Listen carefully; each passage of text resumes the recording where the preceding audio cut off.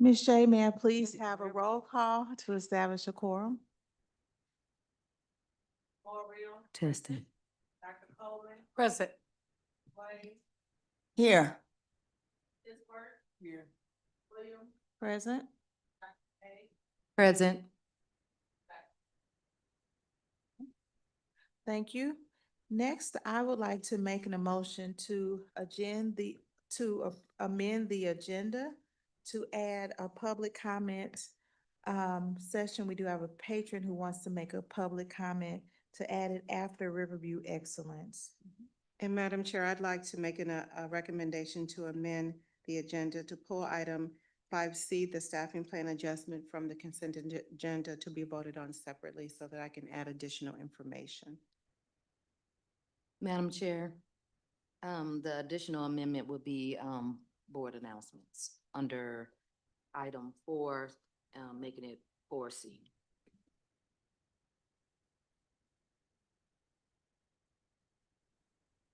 So if you're ready, Madam Chair. I would like to make a motion to amend the agenda to include adding under Riverview Excellence, board comments, under reports, adding item C, announcements, and removing item C under the consent agenda for a separate vote and discussion. Do I have a second? I'll second. Okay, it has been moved by Dr. May and seconded by Ms. Moore-Real to add patron comments after Riverview Excellence, to also add board announcements after the superintendent report, and to pull item C from the consent agenda, staffing plan adjustments, for a separate vote. Is there any discussion? There's no discussion. Shay, roll call. Oh, all in favor? Aye. Any opposed? Motion passes. The adjustments will be made to the agenda. Next, we will move to Riverview Excellence.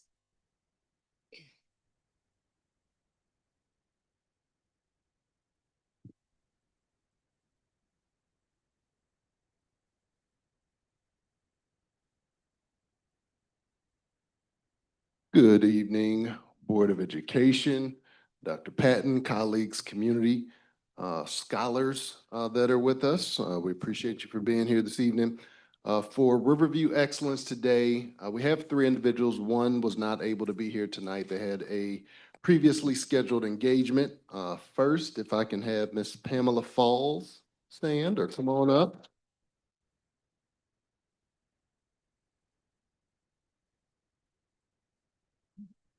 And Ms. Falls is a CTE instructor and department chair at Riverview Gardens High School. She teaches college and career seminar where she coaches students through college applications, scholarships, transitioning to their best fit career path. She's a part of the National Honor Society leadership, helps our students to get dual credit as well, and just helps to always get our students the resources and the support they need to make the decisions after high school. And so she definitely has been instrumental in helping those scores go up. We recently had the APR results, and she has helped to push those further through her achievements at the high school. And so we want to salute you with Riverview Excellence for all that you do, Ms. Fowler. And then we'll take a picture at the end. And she's also a veteran. Happy Veterans Day, absolutely. And Dr. Doretha Epps, she's saying, Dr. Epps.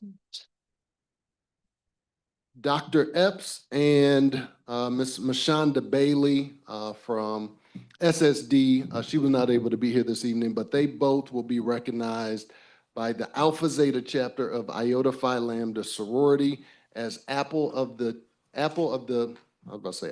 Teacher. Apple for the Teacher Award recipients on November 22nd.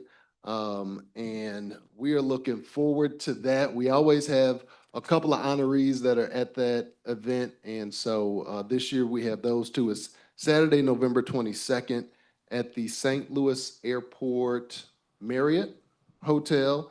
And so Riverview Gardens will be in attendance to support Dr. Epps and to also support Ms. Bailing. And our retired counselor, Dr. Elizabeth Smith, is also being honored this year. And so we want to honor you with Riverview Excellence for your earning the Apple for the Teacher Award this year.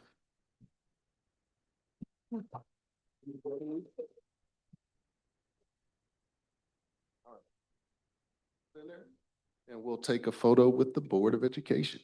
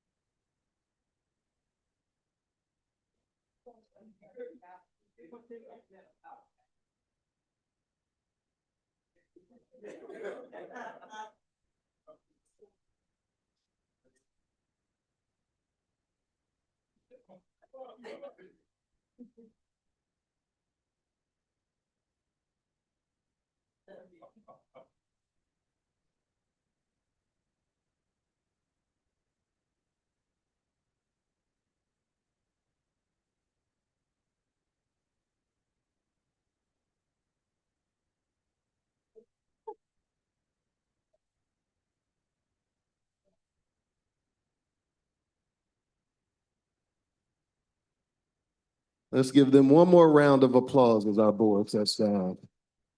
And that concludes Riverview Excellence. Thank you.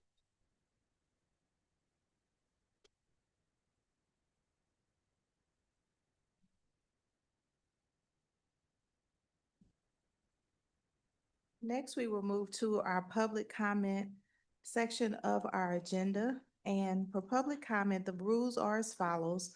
Please limit your presentation to 3 minutes. Although an extension of time may be granted if it is the general practice but it is the general practice not to exceed the maximum amount of time. Dialogue between board members and the public should be limited to clarify the nature of the question or comment. Members of the board do not respond to public comments or questions at the meeting. Instead, a written response will be given no later than 1 week after the meeting in order to provide time to gather the information to answer questions or concerns accurately and completely.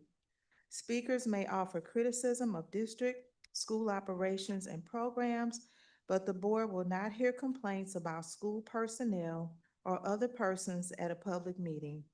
All speakers must provide their name and address prior to speaking.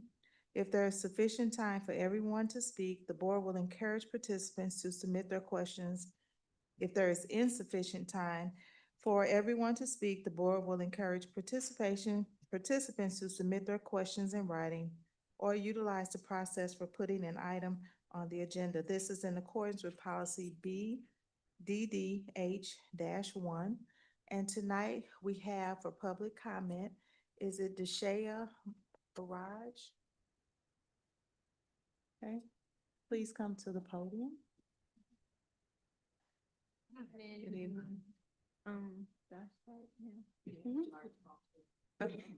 Sorry, I'm a little nervous. Public speaking is not my thing.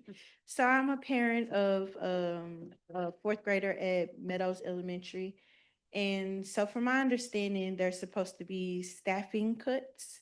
So from the last meeting, I was very confused by the statistics and numbers and all that stuff that's being, presented. But I came because I, want to know more about what's going on with my daughter, her school, and, everything of the sort. I am a vice president of the PTO. I don't understand any of that. But what I do understand that cutting help for elementary students or any I'm gonna say school in general, it's important to not do, because how are our kids supposed to learn? Already we have, you know, language barriers, we have cultural barriers, and we already don't have the help. So in general, we're just passing our kids along and they're not learning what they're supposed to learn. My daughter is behind in her grade level, but I know this year she has the help that she's supposed to have, because she does not have to get through the language barrier. She does not have to get through cultural issues. She doesn't have to get through classes being overfilled, and teachers can't control the kids. So she doesn't, not saying specifically my daughter has to have, just one-on-one time. But how can you when you have several kids with behavioral issues, or once again, not enough help, not enough staff? I mean, I feel like we can figure out something else versus just cutting the teachers. I mean, that's where it starts. I mean, it starts at home, definitely, but I work closely with my daughter's teacher. I'm not a parent that just sits around, oh, school has it, because that's not true for any of our kids, especially here in Riverview. It's never the case. Just send your kid to school, and that's it.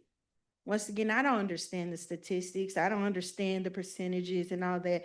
I just know when my daughter brings home her grades, what she understands and what she does not. And if it's not being taught because we don't have the help, then what am I supposed to do? What are we supposed to do? Other than we're just going to pass her along. She's going to go to middle school, go to high school, and become an adult that still doesn't know what she's supposed to know. So I appreciate y'all time and thank you for listening. So thank you. Thank you. Thank you. Thank you. Next, we will have our student representative report. So if our student reps will go over to the microphone at the podium, I would like to introduce the 2025-26 student reps, Arlana Davis and Kevin Bass. Welcome, welcome. Good evening, Riverview Garden School Board, Dr. Patton, staff, and community. My name is Kevin Bass, and I'm a senior at Riverview Gardens High School. I'm also involved in the Riverview Gardens marching band. My name is Arlena Davis. I am an 11th grade scholar at our high school, and I am involved with the Sensational Sapphires dance team, which is also involved with our Mighty Marching Golden Rams band. First thing I want to talk about is some highlights from recent events, such as our haunted hallways, where we had students from the school help decorate the hallways for the elementary kids to come walk through. We had people pass out candy and even some scare actors there. Another event I would like to highlight is the Rock, Paper, Scissors Challenge, which pushed students to engage with others. As in the rules, you weren't able to constantly go against the same opponents, so it would push students to engage with scholars that they may not have previously spoken to within the school year. I also want to talk about the Riverview Gardens band going to Lincoln this past weekend. It was a very exciting trip, and I think it built up a lot of our upcoming students, inspired a lot of them to want to become better. And one last event I would like to highlight is the Coats and Cops, where some cops from the Bell Fountain Neighbors Police Department came out and supported our scholars by providing them with coats and also a good time. I'd like to address a concern that a lot of students have had with the bag check in the mornings. A lot of them complain that it is too slow, and I believe this is due to the lack of staff that are up there every now and then. And we would love to see if we could potentially have more staff at the bag checks to make them run smoother so that students may get to breakfast and make it to class on time. Now I would like to mention some upcoming events. December 10th, the band will be hosting a winter concert, and then we will also have a winter dance at 12. The concert will showcase our band, our Sensational Sapphire dancers, and our choir. I'd also like to state that the seniors' cap and gowns, their orders are due this Friday. Also, the Riverview Gardens Band Book Club is going on a field trip in December, the Team Book Fest, where they will get the chance to meet young adult authors from the books that they're reading. Another event is the Freckle Math Challenge happening from November 10th through April 3rd, which will push our scholars to do better in math and so they can improve their scores. There's also the Work Keys Workshop, which is happening tomorrow during our school hours, during Thursday. Thank you again for giving us students a voice at this table. We appreciate your time and commitment to listening to student perspectives. We're happy to answer any questions or share more details if needed. Thank you.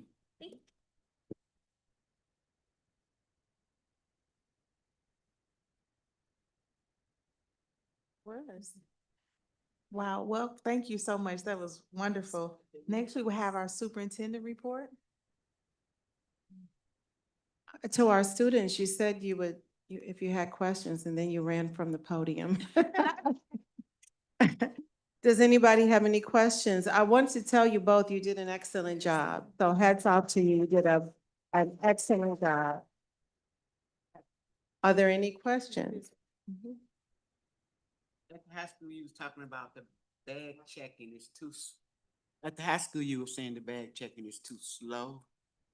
So do you have just one person checking those bags or? Sometimes it depends. Every now and then, maybe one or two people up there. Sometimes it's only one for both the boys and the girls lines. We don't really know the cause or why, but we'd like to see more staff up there, as we stated earlier, so that they'll become smoother and faster for the students. So do you need to make a permanent one and for the guys and one for the girls? Or do you need more? It'd be nice to have multiple for both lines, so that multiple bags can get checked, so that multiple students can get out at a time. Instead of just having one person check a bag and then having to wait to check 3 more bags. So are we talking 2 and 2? Possibly 2 and 2, 3 and 3, whatever you guys can help us with. Okay. Thank you. You're welcome. I don't know if you can answer this, but with the work keys, is that for, all students or career and technical ed students? Who is it targeted for? It is targeted for the juniors and seniors. Okay, Ones I believe were, if they don't plan on going to college, plan on going to workforce after school. okay. All right, thank you. You're welcome. I just wanted to add a quick response in regards to the bag check being slow. I met with the Director of Safety and Security this past week, maybe around Thursday, and we have made some changes to get more support in the mornings. So they should start seeing a difference. So it's gonna be 2 to 3? We've made some changes to possibly have 3 to 4, hopefully, every morning. And for 3 to 4 for the girls and 3 to 4 for the boys? Just 3 to 4. In the That's the only morning to number be you able to got. pull the line through, but I will bring that idea to them. All right, thank you We- very we- much. Thank you. Just a quick question. Why is it based on gender? What's the significance of them separating it by gender in the first place? There are items that, when you check a female's bag, that they may not want a male to view. And so typically there are females there to help with our female bag search. No, I think I was thinking that he was explaining that it was like 2 different lines, not Yeah. just the fact that it's There a are 2 female different- checking the bag, that it's 2 different lines. So that's what I'm saying. Boy line and a girl line. And those lines are so that they can kind of swiftly move them through with going through those different items. Okay. I don't know, maybe, I don't know if 1 line or 2 line matters, but, maybe once this is tried, some other logistics can be considered too. Absolutely. 2 and 2. 2 and 2. To our student reps, thank you for bringing that to our attention. And we appreciate you having a voice. We want you to have a voice. So thank you for saying that. And thank you for the other announcements. You both did a fabulous job. Very good. Excellent. We have other celebrations that I want to make note of. First and foremost, I want to extend my sincere appreciation for the collective effort that led to the significant gains in RSG, in Riverview Gardens. I was getting ready to give the letters, but I'm gonna say it out loud. In the Riverview Gardens School District APR performance. So we did very well, and that deserves a loud round of applause. Over the past 3 years, our district has increased by 22 points, which is a tremendous compliment and reflects your hard work in the classrooms and buildings, your focus and your commitment to students. To our students, teachers, building administrators, the Board of Education, district level leadership, and every staff member in a building who serves our students, this is a result of your collective effort together, working with our partners with Solution Tree, and we have made tremendous progress. While we have, look, we missed full accreditation by 1 point, by 1 point. And that is huge for Riverview Gardens. That is a great milestone and something to be celebrated. I also want to add that when you look at the 24-25 APR growth, Riverview Gardens ranked 5th in growth in this area and 29th in growth over the last 3 years. So we are doing things and we are making a difference. Your commitment to your students in this community made a real difference. Please continue to provide nurturing environments for our students and deliver effective, well-planned lessons. This is truly making a difference. If we are to achieve full accreditation, what DESE will review will be the 23-24, the 24-25, and the 25-26 APR scores. Riverview Gardens has to hit 155 in order to be fully accredited, and we can do it. So hats off to everyone in those buildings who are working so hard. Hats off to all of the people who contributed. And I am very proud of the work that is being done in this school district. And we are doing it. And so I'm very proud. I want to just say congratulations to all of the hard work of the teachers, administrators, instructional coaches, administrators at the district level, our board, our everyone, custodians, everyone who feeds into the school community to make it a place our students want to be. Congratulations, congratulations, congratulations. We will get there. Another round of applause for this hard work. I also want to acknowledge some veterans that we have amongst us. Ms. Nave acknowledged one of them. I do want to acknowledge our own board member, Ms. Sharon Tisworth, who is a veteran, as well as our CFO, Ms. Stephanie Terry, who is also a veteran. Thank you for your services, and to all of the veterans out there, thank you for your service. Madam President, that concludes my superintendent's report. Thank you, Dr. Patton. Next, we will have announcements from board members.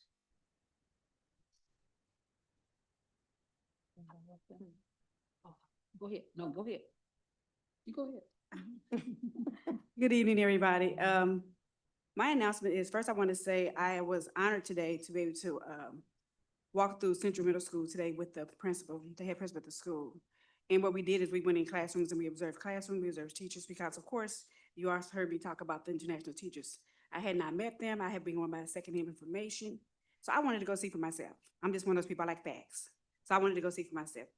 And let me tell you, I was impressed. I was in for a treat. I was really, really impressed. We went into, I want to say 3 of the teachers' room. We went into a math room, I think a science, and an ELA. And when I tell you the kids were engaged, the teacher was moving around the room, she was controlling the room. I really liked the fact that when she had the kids go up to the smart board, they were doing math, she had them to solve the problem, tell them and then they had to tell her, the whole class, how they got to the answer. And she was like, well, and she asked everybody else, she said, well, do you agree or you don't agree? And the kids were able to engage. That was, to me, that was a plus. That was a big win for me. And then we went into, I learned about, what is that, freckle math challenge that the school district has going on.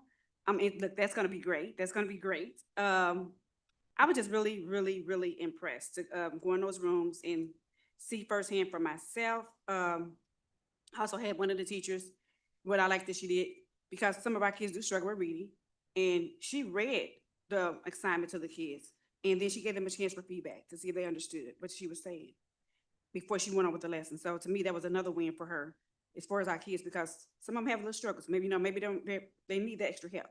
So she read it to everybody. Nobody felt singled out. She read it to everybody, and then they were able to say if they were ready to go on with the class or not. So that was really a good one. And then, what else I had? I had something else on there. Breakfast math, the reading, and I think that was it. But all in all, that school was really, look, because I had heard a lot of nightmares about Central Middle. When I tell you, I was really surprised to walk through the hallways, how the kids were, you didn't have kids running all over the place. The kids were in their rooms, they were engaged, they were matched up, and they were doing work together. It was really, really a blessing. So I was really honored. So I salute and I take off my hat to Central Middle School and their staff, their principals, and their teachers, because they are doing great. Very good, thank you. Thank you for saying that. Thank you for saying that, Ms. Jackson. Our international teachers have contributed to the growth that we've seen. And so along with our American teachers and all the teachers in our building, they are all making a difference. So thank you for saying that. Okay. Yes, You wanna, go ahead. yeah, Go okay. ahead. I wanted to share, as stated, American Education Week is going to begin next week, and our sister chapter is having the Apple for the Teacher. But my chapter, Ada Gamma, is doing something special for the teachers in the St. Louis city that were impacted by the tornadoes. Just as I was speaking with Mr. Crumble, an example of impact would be their school building had to be relocated because of it being damaged by the tornadoes. So we're encouraging everyone to support the educators in the city with going on Amazon and looking up Backpack of Blessings. And there are supplies that you can order, and we're just gonna fill up the book bags and give them to teachers who are impacted by the tornado. And then we're gonna do an in-person event. So if you wanted to bring items in, that'll be this Saturday from noon to 3 o'clock at Urban League. Peter Bunt's location is the entrance across from Athenia. So if you want to drop off some items for educators to put in their bags, so we're talking about like mini lotions, mini I guess you call them like emergency kits and something special for them organizers, desk organizers and things that they might have lost because they had to move out and maybe it was too damaged for them to get their normal items. So if you would like to participate in that, that will be this week. You can order now and hopefully we can get it back before next week, or you can bring some items in person. And then there are some other items that we'll be doing that I'll send to communications around prayer for educators. We did that last year, like at 6 a.m. in the morning. It was just a prayer for educators where educators can get on and be prayed for. And then we have some book publishing authors that we will have to speak to educators who might want to publish books. So we'll just send the itinerary of events that'll be taking place for educators. But we really do appreciate our educators. I know that a lot of times they are underappreciated, but we really do appreciate you. And I also wanted to say that I appreciate a parent making a comment. This is probably the first school I've been at that we don't have as much public comments, but public comments are definitely welcome because we do look for input. The senator did share with me a turkey giveaway, Senator Angela Mosley. It's gonna be taking place on November the 15th at Christ Our Redeemer AME Church at 11 a.m. to 2. It says until supplies last. It's a turkey giveaway with grocery gift card giveaway as well. You must have an EBT and state ID for the gift card. So that was information that was shared by the senator to share out as well. And I think that concludes my announcements. Urban League is having an event for individuals this Saturday. If it says attention SNAP recipients, it's November the 15th from noon to 3. I can tell you from canvassing and supporting, the tornado victims, that those lines are extremely long. So, families are encouraged to get out there probably 2 hours in advance because those lines wrap around, I don't know how many blocks. But this is an opportunity for even our Riverview Garden family to take advantage of, those resources, those, announcements. That concludes my announcements. Thank you. Dr. May, was it the backpack for blessings? Backpack of blessings, Of of blessings. And so Okay. you will see Ada Gamma when you go to Okay. Amazon Thank you. and do a search for, a guest list. And it's, we're gonna try to do 10 or more book bags. And we have partnered with NAACP, St. Louis City, the Clergy Coalition, and the Spirit of St. Louis to support us with this effort. Thank you. Before Ms. Mario, Yes, Ms. Tisworth has a question for Yes, you. ma'am. Okay, for the backpacks and blessings, do we fill them up ourselves? If you would like to, that'll be great, but, we have some backpacks to fill up and they can be purchased. So on the, supply list, backpacks are listed to be purchased as well. We currently have 10 to start off with, but more are always welcome. So if you want to fill it up, we'll just give that person the items as is, if you just want to do one book bag yourself. And what kind of items you want in the backpack?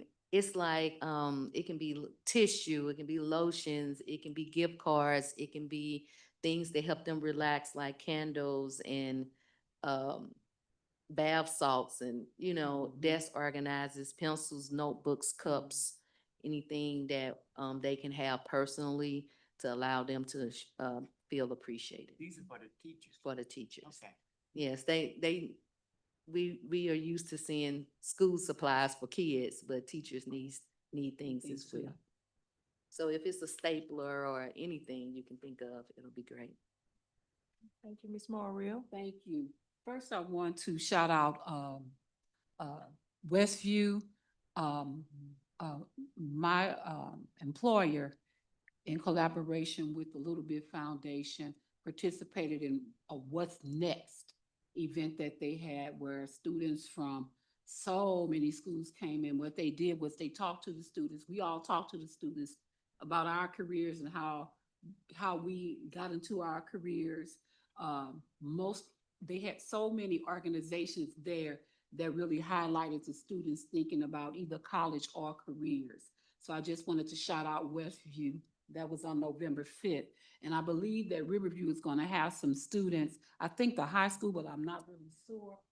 The high school, they're going to have the high school there on the 14th. You'll see me again.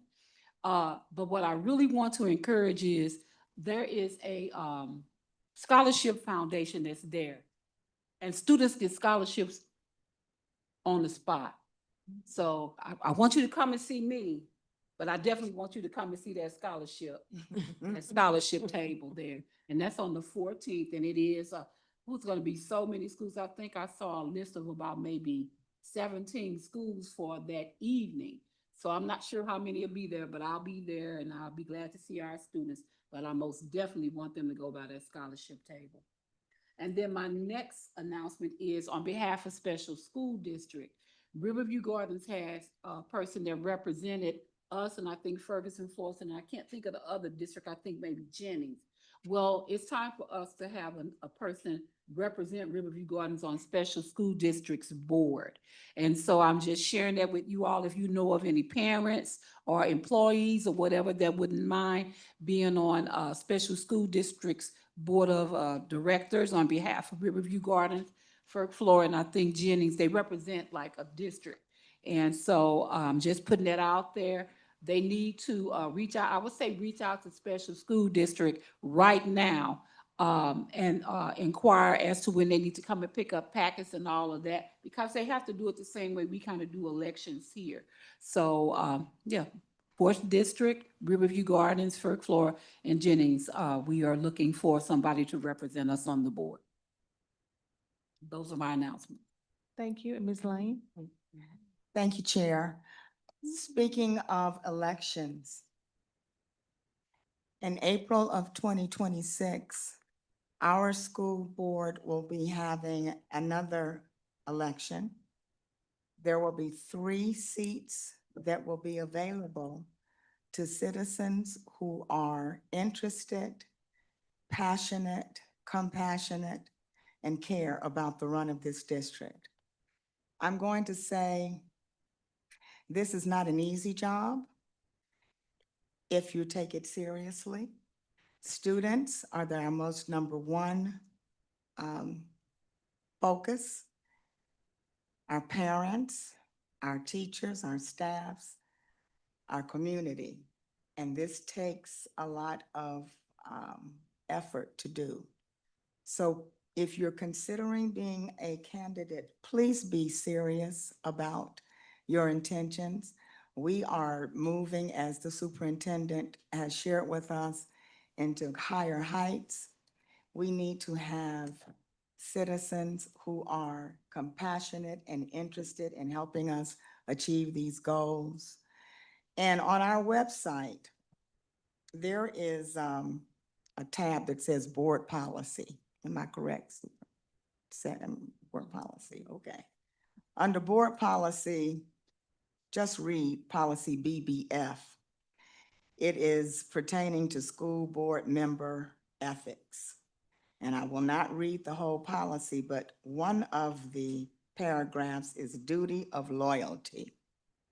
If you're going to represent the Riverview Gardens School District, we really need you to represent the Riverview Gardens School District and help us achieve the goals that we all know that we're capable of achieving. The policy says that the members will place the interests and district of its students before personal interest.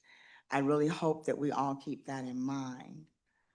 This is not a play pretty, as we say down south. This is serious. So we need serious citizens to consider serving in these seats. Thank you, Chair. Thank you. If there are no more, we don't have any more board announcements, we will move to our consent agenda. May I have a motion to approve items A, B, D, and E on the consent agenda? Madam Chair, I so move. Second. Yeah. It has been moved by Ms. Moore Real and seconded by Dr. May to approve items A, B, D, and E on the consent agenda. Is there any further discussion? All in favor? Aye. Any opposed? Okay, motion carries. Those items have been approved on the consent agenda. Next, we will move to our items for discussion, and Dr. Patty, do you want to? Yes, our first item up for discussion is our quarterly CSIP update. Making this presentation is Dr. Joel Ramsdale, Assistant Superintendent of CNI, Ms. Barbara Sharp, Executive Director of Continuous Improvement, Ms. Stephanie Terry, our CFO, Ms. Deirdre Liddell, Executive Director of Student Support, and Ms. Amber White, Principal of Moline Elementary School. Dr. Ramsdale? Well, Madam Chair, Oh. point of order. The motion was to vote on that item C separately. So we're passing the consent agenda if we move towards Thank you. that. So are we doing C now? Yes. Yeah, we have to do it in the. I know we have to do it. We Okay. have to do it now, Shay. Mm. Okay, Mhm. so let's move to item C, which is the staffing plan adjustment and reductions. Okay, may I have a motion? Madam Chair, I make a motion, we move to item C, staffing plan and adjustments. It's a motion. All right, Madam Chair, I move that we open up discussion before the vote of the consent item C. I second. Okay, the motion has been made by Dr. May, and seconded by Ms. Lane to open up discussion for item C, the staffing plan adjustment reductions. We will start with Dr. Patton, and then we will move to the board members for any questions or comments. Thank you, Madam Chair. I just wanted to correct, we inadvertently gave the wrong total for the reductions during the last meeting when this was presented. The true reduction for the totals were for teachers, and so that should have been $562,500. We gave the wrong calculations, and I wanted to make that correction. Again, it's $562,500 in saving for the reductions of the allocated teachers. I also want to mention that if the board should approve the staffing plan adjustments, that these adjustments would not take place until the end of the first semester. And so that would allow time for building principals to prepare in their buildings as well as to inform our parents. That was what I wanted to add to it. Thank you. You said the first quarter? First semester, which will be in December. So in other words, when the students come back from the holiday Christmas break, they would be in their new classroom should the board approve the staffing plan adjustments. Thank you, Dr. Patton. Now, I would like to hear from the board members. Yes. Dr. May? I guess I have a question about, once we try the plan out as far as the two grade levels being together, will there be further, adjustments made if we see that there are some challenges in that area? So Dr. May, I would tell you, yes, if there are challenges in the area, if there's growth in the school and we have, students enrolling, then we would have to make adjustments. I do want to make it clear that Riverview Gardens has lost 400 students this school year. And that is the reason for the staffing plan adjustments. But also, the staffing plan adjustments come to the board annually, once or twice a year, every single year. This isn't new. I think it is being highlighted because we're also having to make budget reductions at the same time. But the staffing plan comes every year. DESE pulls the attendance for school districts in the last Wednesday in September and the last Wednesday in January. And at the same time, we look at staffing at the same time with the current enrollment. We have 400 less students than we did last year. And so that's the reason the staffing plan is being brought. It will be brought every single year as it has been. But if there are challenges, we would work to make sure that we can support the schools in their challenges. And if necessary, come back to the board if we have to add a different class or add assistance. I do want to make it known as well that all of our elementary schools have 2 instructional assistant allocations. Some have 3 because some use federal programs to pay for a third one. All of our schools have that. All of our elementary buildings have it. Typically, instructional aides are tied to an overage in a classroom. We do not have an overage in our classroom as compared when you look at what we typically look at. So anywhere 5 to 10 students would give them a part-time to a full-time assistant.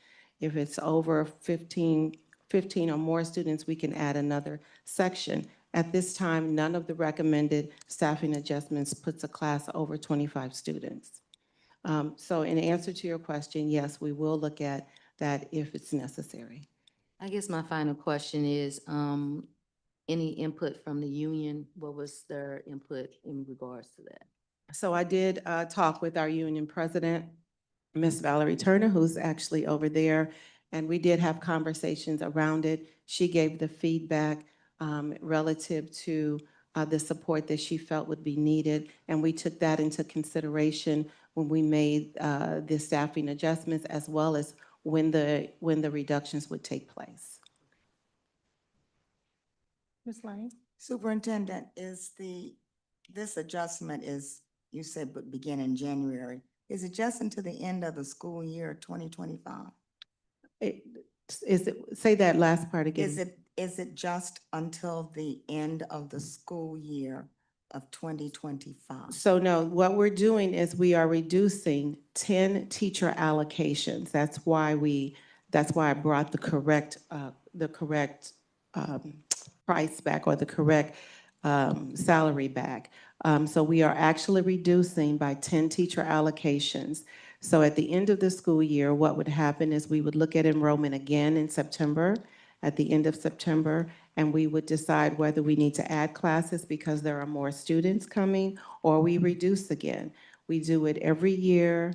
And so I can't tell you that it will come back in the 26-27 school year. It would depend on the enrollment. our student enrollment, keeping in mind that we are projected to lose, according to the demographers, anywhere between 800 to 1,000 students over the next 10 years. So our student enrollment always guides the staffing. So I understand that we're also considering targeting schools for specific grades, kindergarten 1, and we're just talking about it. Right. How do you think that would impact, when do you project that to start? And how do you think these reductions would impact that new teaching mode? What I would say that if the board approved it, we would project for it to start during the start of the 26-27 school year. Right now, what we're doing is collecting information from the people, the parents and the families that will be impacted if we were to go to K-2, 3, 5 schools, which is what you're referring to. I don't feel like I have enough information at this time to make a recommendation to the board on it.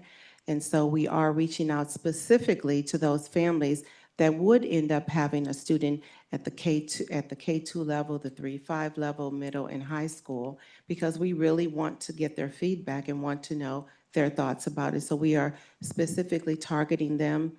Ishmael will be sending out a survey to those particular families as well as to all of our district to say, what are your thoughts on it?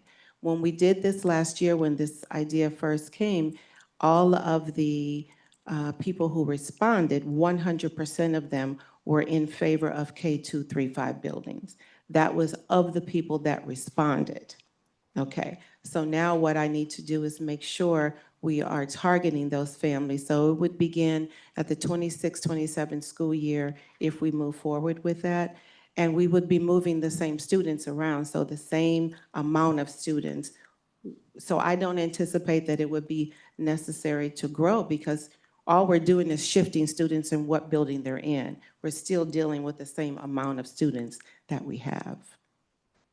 You were specific with of the parents that responded Parents and staff. and staff that responded. So we've got a little less than 5,000 students. Do we have any idea how many of those? If I remember correctly, Ms. Lane, it was about 200 people who responded to the survey.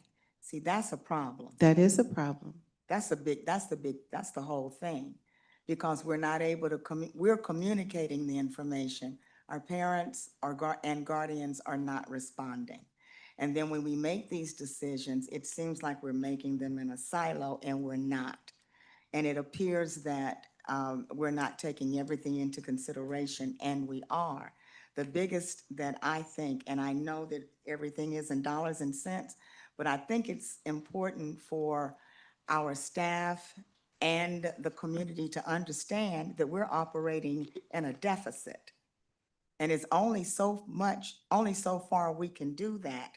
What happens if we are in violation of our policies that say that we have to operate under is it 15%? 15%. Ms. Terry, because I get that kind of messed up. 50, okay. So if we fall below that, we're out of compliance. And if we fall below another number, DESE says we're out of compliance. And then what happens to the district? Because I don't want to hear we're going to merge with another school district at all.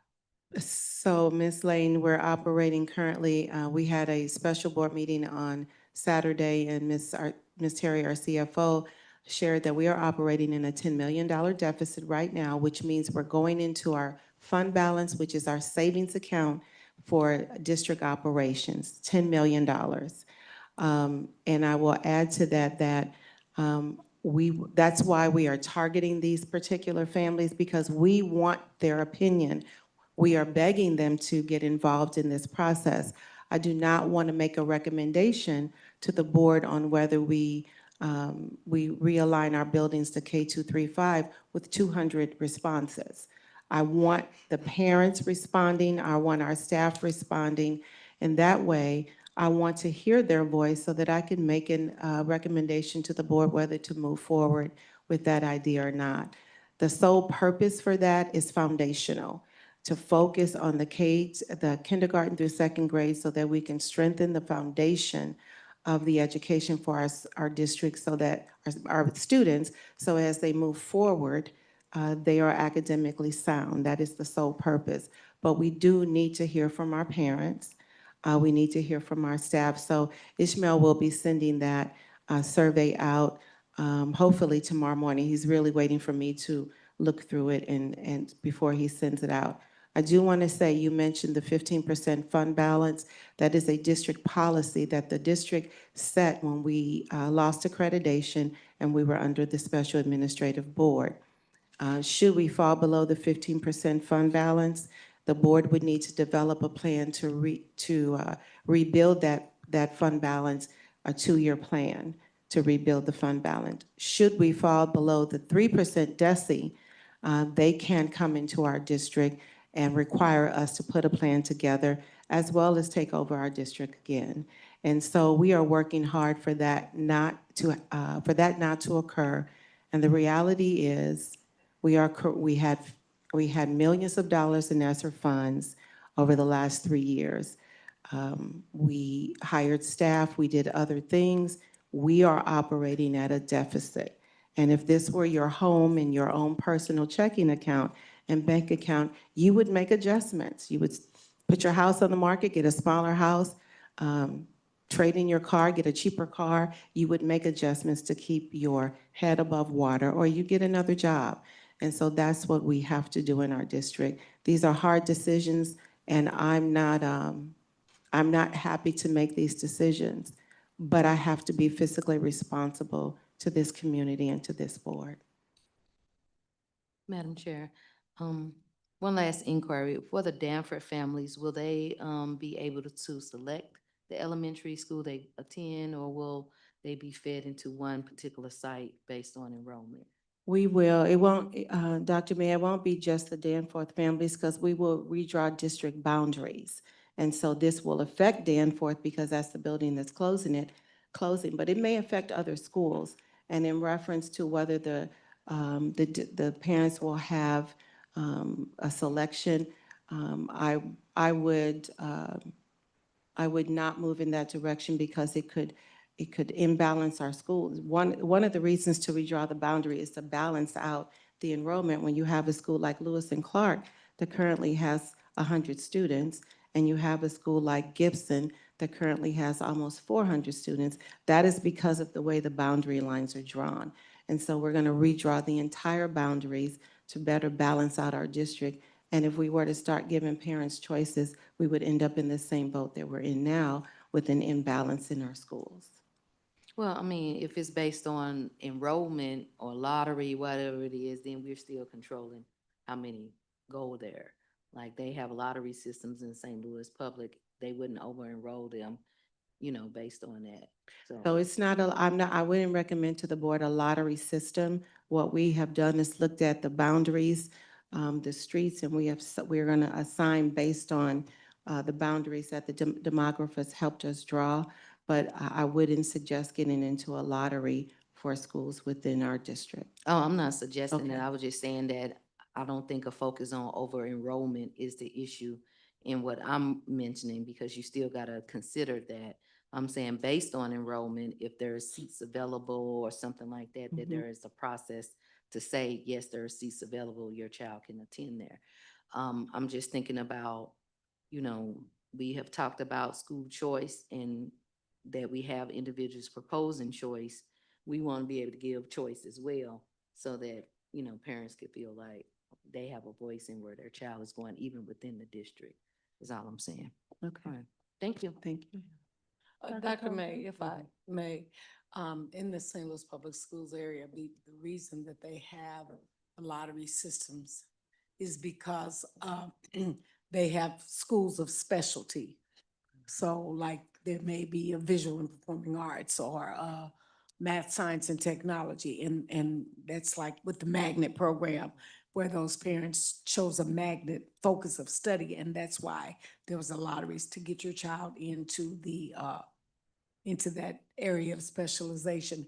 And then the biggest part of that lottery system was also because it was all, at that time when they started it, it was a part of the voluntary, program. So, yeah, it's different when you're dealing with a smaller district like ours and we don't have a magnet focus.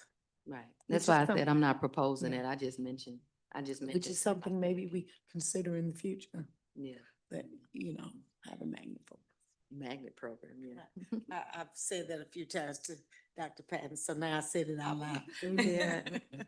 Mhm. Dr. Patton, I have a question. Yes. What is the rationale, if this staffing plan adjustment is approved by the board, what is the rationale for waiting until the end of first semester to make the change? The rationale would be to give our community time, give ourselves time to inform our parents, give the buildings time to prepare, and give the students time to adjust to that. It just makes for a smoother transition for everyone and allows us to inform parents, prepare our students, and allows the building principals time to make those adjustments.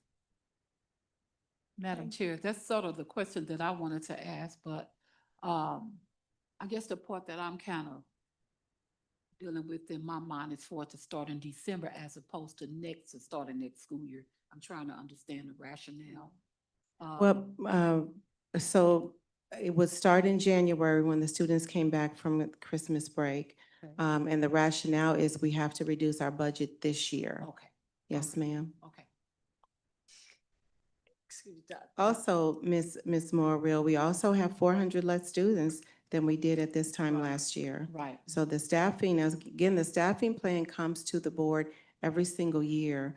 I think it's just highlighted because it's in conjunction with budget reductions that we're making. Well, my comment or question was because in the past, once it's approved, the adjustment starts now. We Mhm. never waited until the end of first semester. Yeah, and That's I- why I was asking, because you still, if you start now, you save more money Right. than if you wait until the end of first semester. I understand Yeah. the rationale, but from a budgetary standpoint, in the past, it always started right when it was approved. It was never after Yes, I first understand that. semester. Can I ask another question, Board Chair? Even though I understand that we need to do this, do you think that there'll be an impact? We're 1 point away from, how hard everybody's worked, and we're 1 point away from full accreditation. What do you think the impact is going to be with students? So that's a very good question, Ms. Morrill. We are 1 point away from full accreditation. And anytime studies show that smaller class sizes work better, studies show that, hands down. Some of our classes have 14 students in them. Some have not, well, there's one class that has 9 students in Oh, it. wow. So Okay. definitely, a smaller class size will always contribute to better outcomes. Riverview Gardens has to balance that with a $10 million spending deficit. And I do want to also say that none of the adjustments that are recommended to the board bring class sizes over DESI's minimum, which is, I think for kindergarten is 25. None of our adjustments bring those numbers. I think the highest is 25, but none bring it above that. So I do want, it's not like we're going to see classrooms that have 30, 35, 35, 38 students in it. That's not the case at all. The highest class size that are made by the reductions that we are the staffing adjustments that we are recommending. The highest one was, I think it was one class and it took it to 25 students. Madam Chair, I just wanted to say that, and then another reason for the waiting until the next semester is to give those teachers a chance to prepare, because when you've got to pack, some of them will have to pack up a whole classroom and move to sign, and we all know how that can be very time consuming, and it's a lot of work because you got to pack up one, take down one, and then put it up somewhere else, and that's a lot. Understood. Ms. Jackson? Hi, I have a question. I see that on here, we all have all the elementary schools. So are we gonna just do the elementary school? We are not planning to go to secondary or the high schools to do these cuts? And yes, ma'am, we are. We are looking at secondary schools right now, and we will bring that to the board at our next board meeting. So yes, we are. We have been struggling, if I'm going to be completely transparent, with our new students' information system. So we want to make sure that we have accurate numbers. So we are looking at secondary schools right now to determine if there's a need to reduce or to adjust the staffing at the elementary level, at the secondary level. I guess, go ahead. Is there gonna be a way where some of the substitute teachers that perform well with the students gonna be able to stay as opposed to just picking? You know, I know you said that it's up to the principal, but I think that they should have some kind of a grade or valuation or something to show that they had succeeded in this in school with the kids, with the children, and so forth, instead of, you know, sending the best ones away and keeping the mediocre ones. You know, you understand what I'm saying? I do. So is there a way we're gonna be able to know which one we're keeping? I'm going to let Mr. Ford speak to that because he and Ms. Nave are the two that met with the building principals, and I'll let him to talk about the options that were provided. So with those options, the building principals do have input. We get information from those building principals about the impact those long-term substitutes have made in those classrooms. We look at the vacancies that are in those buildings and look at other places we may be able to place them.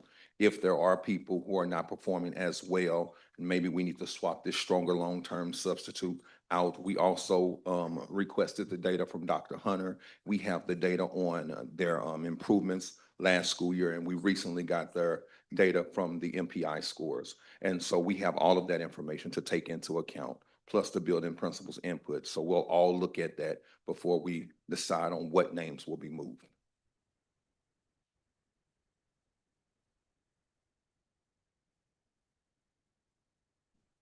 There's no further discussion. May I have a motion regarding the staffing plan adjustment reductions?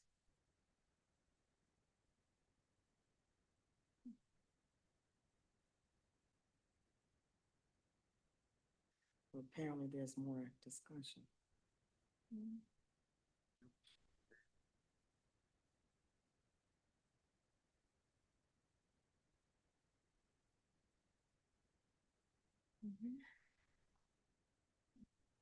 Can I say something, Chair? Yes.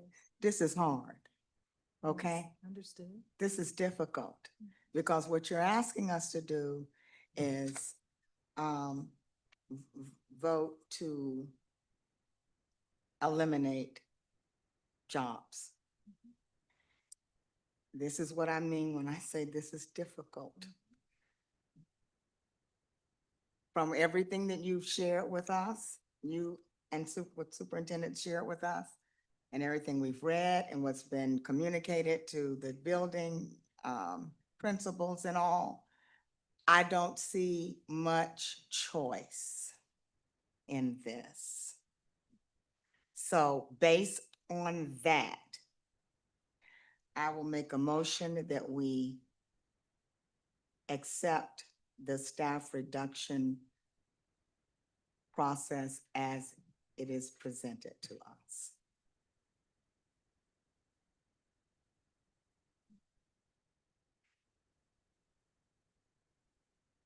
Do I have a second? There's no second. There's no second.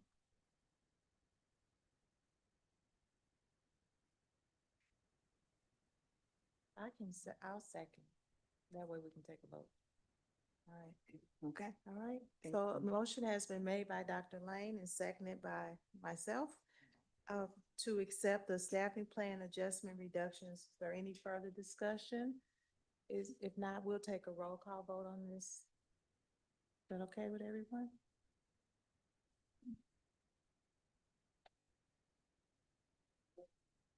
I'm not sure. I'm not either. I'm not sure. Madam Chair, I'm not sure. Given the hesitancy of the board, I would like to make a motion that we table it, the decision to the next board meeting.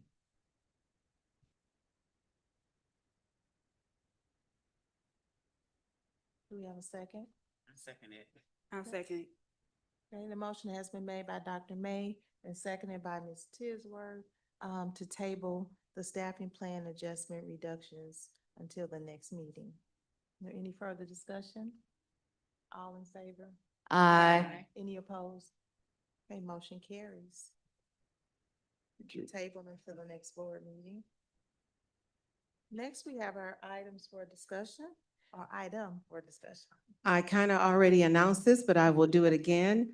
Our only item up for discussion is the Comprehensive School Improvement Plan Quarterly Update. Making this presentation is Dr. Joel Ramsdell, Ms. Barbara Sharp, Ms. Stephanie Terry, Ms. Deirdre Liddell, and Ms. Amber White. This is in conjunction with Policy IA Instructional Goals, Priority, and Objectives. Dr. Ramsdale. Good evening, Board, Superintendent Patton, colleagues, and community members. In compliance with Missouri Department of Education secondary education requirements, the Riverview Gardens School District is mandated to develop and annually review a comprehensive school improvement plan known as a CSIP. The CSIP is a dynamic living document that guides our strategic planning and all decisions made on behalf of our students, reflecting our continuous commitment to academic excellence, operational effectiveness, and student success. The current CSIP covers the years 23 through 26 and outlines the district's specific goals, key strategies, action steps, and implementation timelines to drive improvement across all schools from our early childhood center through high school. This evening, we'll be providing you updates on the following CSIP strands: student performance, there it goes, attendance, and collaborative climate and culture. The items are being presented as informational updates, and we will gladly take questions at the end of the presentation. This is our one-page CSIP designed by Ms. White. We have updated our logo at the bottom. We've still got work to do. In regards to our first area of student performance, our SMART goal as listed on the right is to increase our annual performance report points from 66.4 to 78.4 by the spring of 2026. To get there, we are targeting significant annual Missouri Performance Index or MPI growth. Looking over at the right side in the yellow, we're looking to increase science 10% annually, math 15% annually, and ELA 10% annually. You can see by the color arrows what direction we've moved each year, with our goal being listed in the 2026 area. This core goal area is complex and encompasses the 12 points listed on the left in the white, which are our key descriptors, and they range from effective instructional practices all the way through MTSS. This slide, as well as the next two slides, illustrate our MAP MPI yearly growth data. This is for ELA. The charts clearly show the aggressive growth trajectory we must maintain. This data is our constant reference point and our foundation, Dr. Patton's favorite word, for all action planning at all school levels. As you can see here in ELA, we met growth and made growth in 23, 24. We did slightly regress this last year in 25 by 0.7%. We are, if you look at the actual target MPI, we are significantly below where we need to be, but we are again showing improvement. The next slide is showcasing our math. And again, that goal was to increase by 15% yearly. Our baseline was 248. We have shown growth each and every year, as you see indicated in the green, and have grown nearly 20 points over the last 3 years. Again, we are a significant way from our overall goal, but we are continuously improving and are aiming to do so again this year. In the area of science, you can see that the scores have gone up and down a little bit. We have surpassed our baseline, showing growth the last 2 years. However, again, significantly below our goal, but again, trying to show that improvement. So we have not met our annual goals in any of the areas, but are improving. Those were very lofty goals. As part of our upcoming CSIP review this year with DESE, we must show a continuous process of reflection and adjustment to each strand and each action step. As such, a system was created to track and quantify progress of each. In student performance, strategy 1.1 is the instructional bedrock, implementing our professional learning community model with fidelity. This process builds a collaborative, data-driven culture, and I'm pleased to report through our current implementation and self-assessment score, we are very strong in this area and have grown to a 3.42 out of a 4, meaning that we are very close to fully implementing this area. In the right-hand column, you can see the artifacts that we'll be presenting to DESE. The next slide it focuses on strategy 1.2, which is about the classroom and improving tier 1 instruction and core instruction through the PLC model. Tier 1 instruction is the fundamental experience for every single student. Our current self-assessment from our subcommittee for the standard is a 2.67 out of a score of 4 for full implementation. We are now prioritizing high-impact professional development and coaching to strengthen this foundational instruction. The last slide here is for our Early Childhood Center and Early Childhood Learning. And as you can see there, we are doing exceptionally well with 2 of the 3 areas being fully implemented. At the bottom of that page, we have just a running record. And so each strand will be keeping a running record from their subcommittee self-reflections. So we can see that growth because that is something that is required by DESE. And so the best way to do that was to quantify this so we could give them a numerical attribute to say, here we can show our growth. In summary, we believe high academic growth is achievable for every student of Riverview Gardens. Our data-driven focus confirms that meaningful gains will be realized through the intentional and consistent implementation of these key instructional strategies and supports. We'll continue to monitor our impacts, driving us toward the ultimate objective of full accreditation, which is only 1 point away. That concludes the student performance section. I will now turn it over to Ms. Stephanie Terry, who will discuss attendance.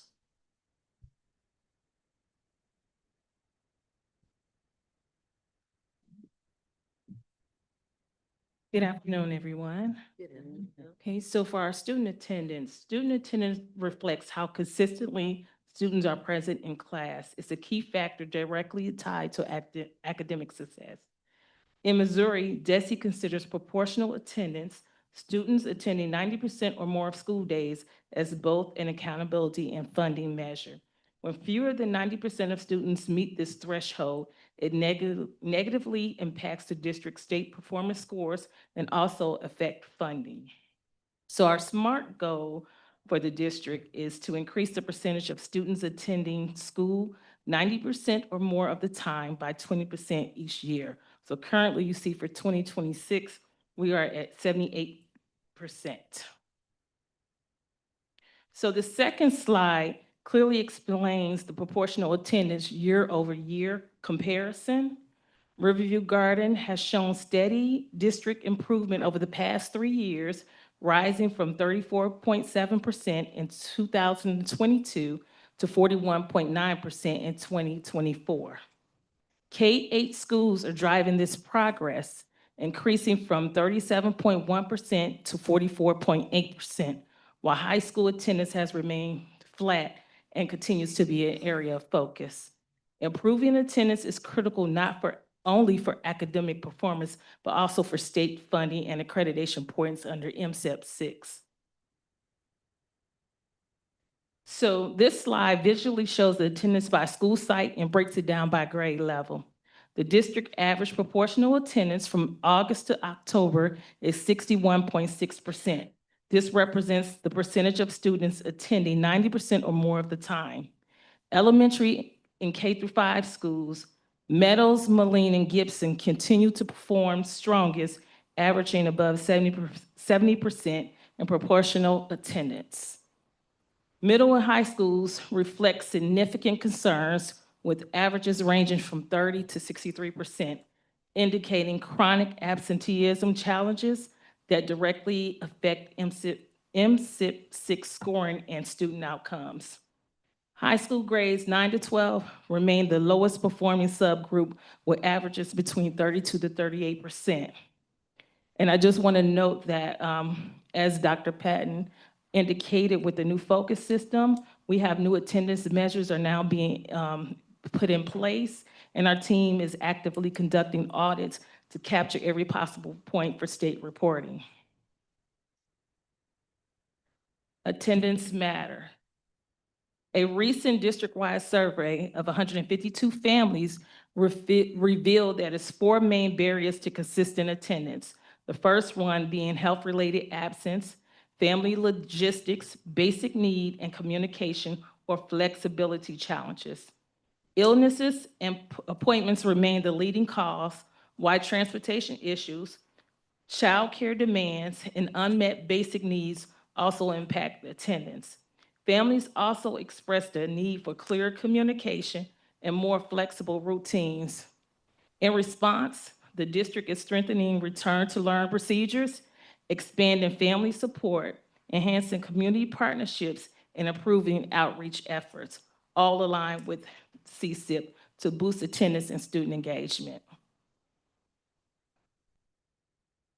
So during the first quarter, we implemented multiple supports to reduce chronic absenteeism and improve proportional attendance. Attendance policies were shared district-wide. Task forces were met regularly, and parent meetings were held for chronically absent students. Attendance contracts and weekly reviews strengthened accountability and DESE compliance. Schools launched communication campaigns, incentives, and community outreach such as attendance talks, while home-to-school coordinators conducted 57 targeted visits. Attendance secretaries received training on data accuracy, and cross-department collaboration continues to remove barriers and promote consistent student attendance. In summary, the district is currently below its SMART goal of 78% proportional attendance by 2026, with a Q1 average of 61.6%. To close this gap, especially in grades 9 through 11, the Comprehensive School Improvement Plan outlines targeted strategies based on family survey results. Key actions include strengthening community partnerships to address health and basic needs, improving return to learn procedures for students after illnesses, enhancing two-way multilingual communication with families, and increasing targeted interventions such as attendance contracts and home-to-school coordinator visits.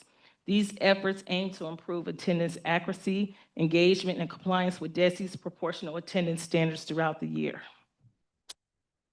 Next, I'm pleased to introduce Ms. Deidre Liddell, Executive Director of Student Support Services, to present the Collaborative Climate and Culture.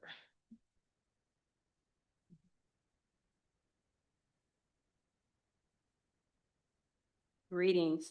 A strong collaborative climate and culture is the heartbeat of our district's success. When our schools are safe, caring, and grounded in high expectations, our scholars are empowered to thrive academically, socially, and emotionally. Together, we cultivate a culture of excellence, respect, and belonging through a shared responsibility of teamwork. Our staff and families are a crucial part of this work.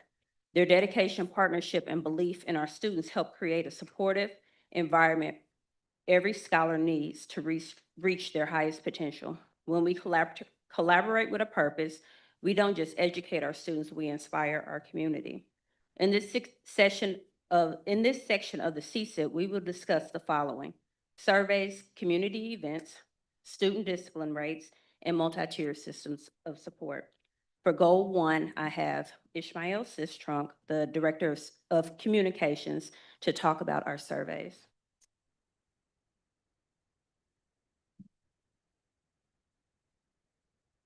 Good evening. For our climate and culture surveys, again, that is something that we do every year. We do it in the fall, we do it again in the springtime or the summer, and then we have sort of mini surveys throughout the school year.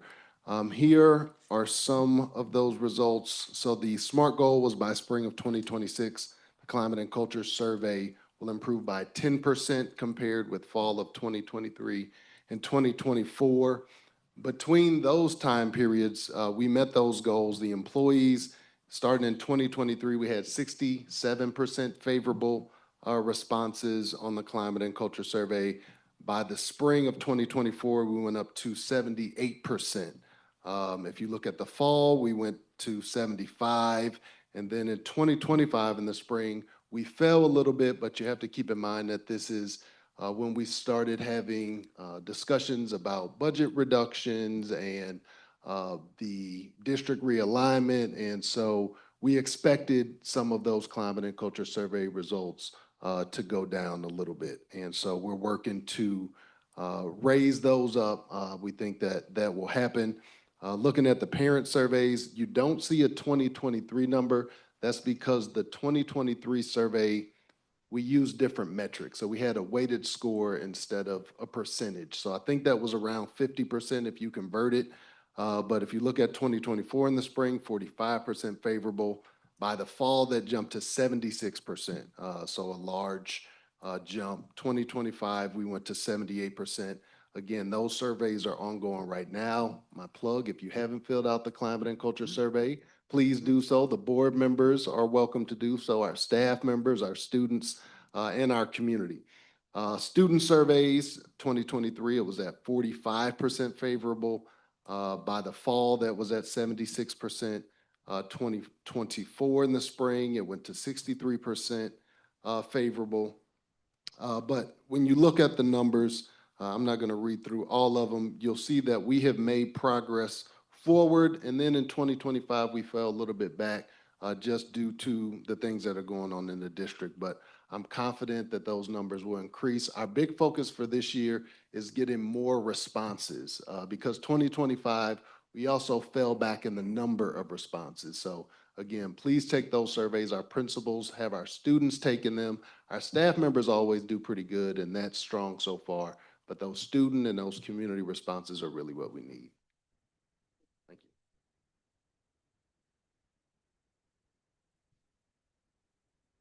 So for strategy 2 and 3 of our climate and culture is to improve the climate and culture for our district level by developing community building activities amongst our staff members, as well as to improve our climate and culture at the building level by developing opportunities for our parents to participate at the district level and the building level.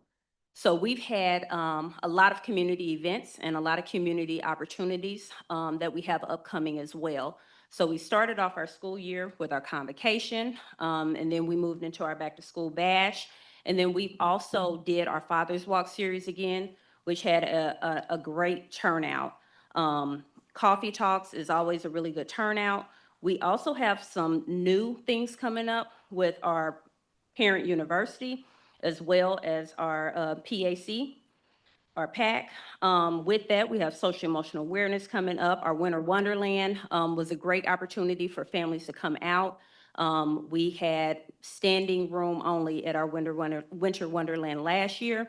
So what we're doing is we're making sure that all of the activities that promote our families and our families are actually coming to, those are the ones that we make sure that goes back on the calendar at the next year.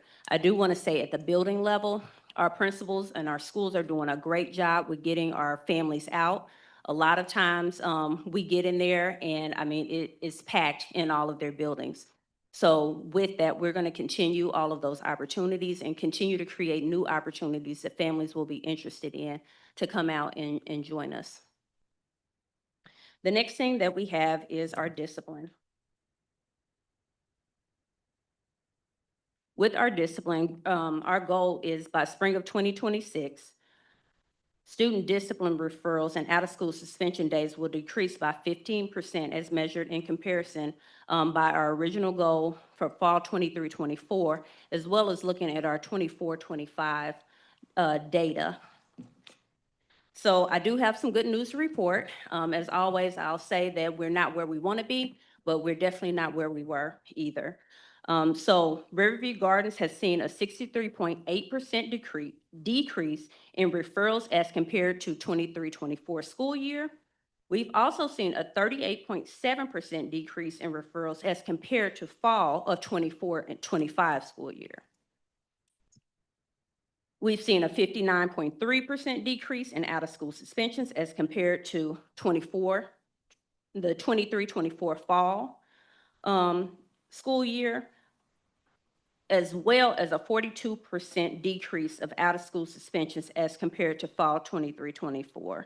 So overall, we've seen an increase of 63.8% days in school as compared to fall. So our students have definitely been in school more, and we have definitely decreased in those out-of-school suspensions. That's great news.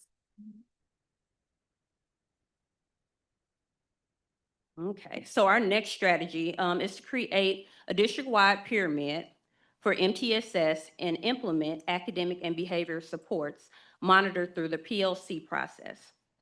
With this, our district's MTSS framework has provided a fully integrated system which now combines the academic, behavioral, and social-emotional interventions to meet the needs of every student. So through this collaboration of data-driven decision-making, we're building a structure that supports both the learning and well-being of students. So a few things that we've done is we've streamlined the collection of data and documentation. All schools are working through the workshop model. We're sending out letters to our parents to make sure that they are aware of the progress that their students are making and the different interventions that their students are taking part in. We have targeted intervention, we have coaching, we have academic coaching as well as behavior coaching. And then also our students are working through our second step program and our 7 mindset social emotional program. So although this is the first year of full integration for academic interventions, our collaborative efforts, we are already seeing growth with our collaborative efforts.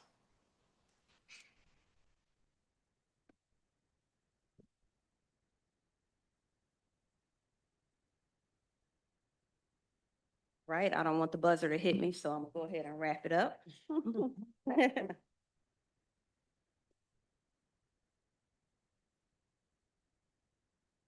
All right, so overall, we have achieved great success as we've seen with our decrease in discipline. And then we've also seen great success as we're seeing through our MTSS programs, as well as our community partnerships and programs that we have for our families. That concludes my portion of the CSIP. Are there any questions? I wanted to ask. Everybody? So one of the things that I was looking at is like absent attendance and then the discipline here. So my question is regarding that, how high of a percentage would you say that is the students? Excuse Ms. Moore, were you speaking to the mic? 'Cause Oh, I I'm think so on sorry, this yeah. side of the room, Yeah. having trouble Right, hearing okay. you. So my question has to do with students with special needs or receiving services from SSD. Is there a higher percentage of those students included in this right here? As far as attendance and as far as discipline is concerned? So I will, We did not disaggregate the data that are, we Okay. can, but for this report, we did a universal poll of all students. Okay. I was just curious. But we Okay. can, if you would like that, we can pull I that data. would, Okay. because sometimes I find in the future, in the past, I found that has been the case in a lot of situations. We don't want Parents keep their, proportionality at all. right, parents keep their kids home because their kids are, made fun of or whatever. And then in some cases, when the kids do come to school, because they are picked up, they have a tendency to act out. So I was just curious if those numbers are what could be making this high. Thank you. We will check. Okay, I have a question for Ms. Terry regarding attendance.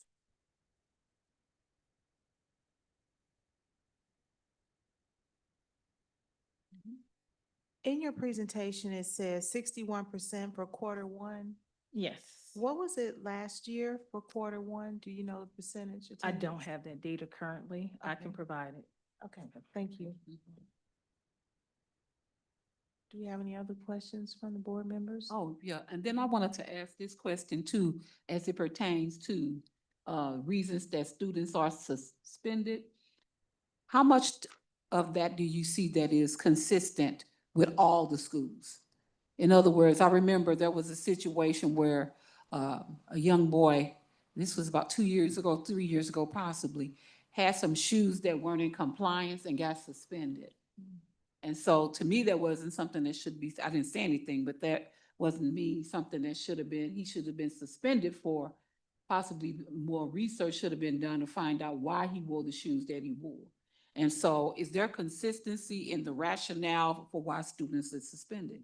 So in other words, do the principals ever get together and say, let's look at why kids are being suspended, and is there consistency with why they're being suspended? So I know the district has a minor versus major incident descriptor Okay. and rubric that sits there and says, this is something that should be handled in the classroom. Mhm. This is something that should be handled via the office discipline, Okay. student code of conduct. Okay. So there is a minor, major matrix available for them. Mhm. Somebody should not get suspended for shoes. Right. That is something that we should supply shoes for or wraparound services of some Right. sort. And then the other thing is how many times have you found inconsistency this school year with the way attendance has been taken? Dr. Patton and the DLT have been addressing this Mhm. from the very beginning of the school year. Mhm. So they have met with Dr. Turnipseed has met with all of the secretaries, and there is a standard operating procedure that has now been developed. The problem currently is that focus, and it's not just with our district, but Right. focus across the entire state of Missouri is not calculating Missouri minutes correctly. So Wow. we are going in and having to audit those and make corrections. So we're in the process of doing that. So we can't say with 100% reliability that the data that we presented today is 100% accurate. Okay. Thank you. You mean related to attendance? Related to Right. attendance. Yes. Right, related to attendance. That's my final question. Okay, Ms. Lane and then Dr. May. This was before your time.